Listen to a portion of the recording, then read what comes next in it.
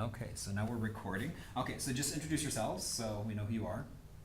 I'm Richard DeRusso. I'm the manager of the Collection Development Office for the Pima County Public Library. I'm Sean Flecken, the Electronic Resources Librarian at Pima County Public Library. Let me see if I can get this because I'm worried about Sean's voice. I can talk louder. I was just worried the distance. I was like, I don't know how good the microphone on this is. So, okay, so let's go for that. I'll project. Okay. I'm a U of A alumni. Nice plug. So, Rich, basically, talk to us a little bit about collection development here at Tucson or Pima County. And starting off with talking about collection development policy. How important is that into what you do? Oh, it's very important because in a way it's a guide for our selection, and it's also basically our backbone for challenges that we get against the collection too. We always refer to the policy and why we get a diversity of materials some people might not like, but it's you need a strong collection development policy as both a guide for your collection practices for staff and for the public, and to defend materials when necessary. When was the last time yours was updated? 2 years ago. Oh, nice. Okay. Well, actually, yeah, about 2 years ago. Okay. Was that involved with like a strategic plan or anything, or? Well, it was a response because we were once a City of Tucson department. Then we went to the county, and we've updated a lot of policies since we've gone from one government agency to another. And there is a difference in the bodies, I guess, in how they work. In our collection development policy was we had a small committee go over it, and actually it was approved by the Board of Supervisors. But even before that, there was a county attorney looked at it to make sure everything was on the up and up. Okay. Talk to us a little bit about how you do selection of materials, including e-resources as well. So, because a lot of libraries tend to do it differently. So, do you centralized, decentralized? We have a centralized collection development office. And then one of the main reason why we do that is because we're working for 30 different locations. There's 30 different locations in the Pima County Public Library system. One of them is an affiliate library, the Town of Oro Valley Library, where we do their selection. And you could imagine if there was every location did their own collection, there would be so much redundancy in ordering and confusion. And so we have a centralized office with dedicated staff to just do collection development. We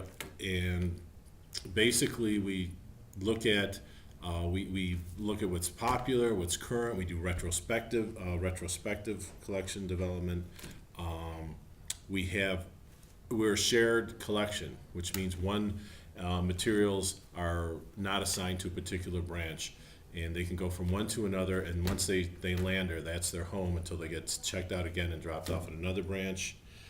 And because of that, we have system-wide committees that help us do our profiles. We have system-wide profiles for looking every year for what part of the collection we plan to grow basically in that year.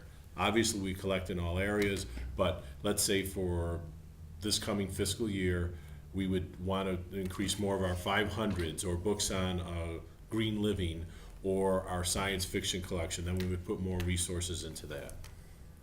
Electronic resources is pretty much the same.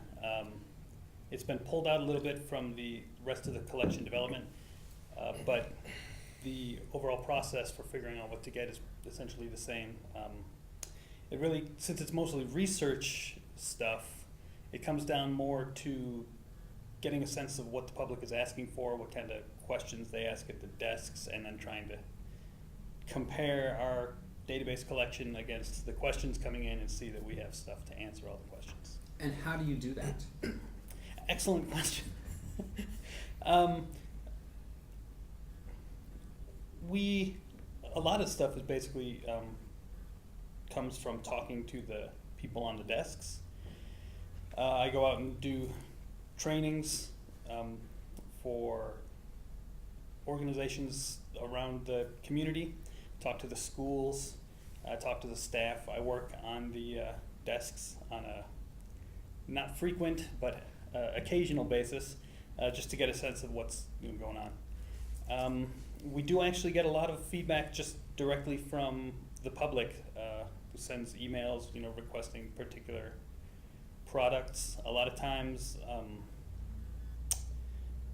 vendors, of course, are always reaching out to the library, so it's pretty easy to get a sense of what is out there, and oftentimes we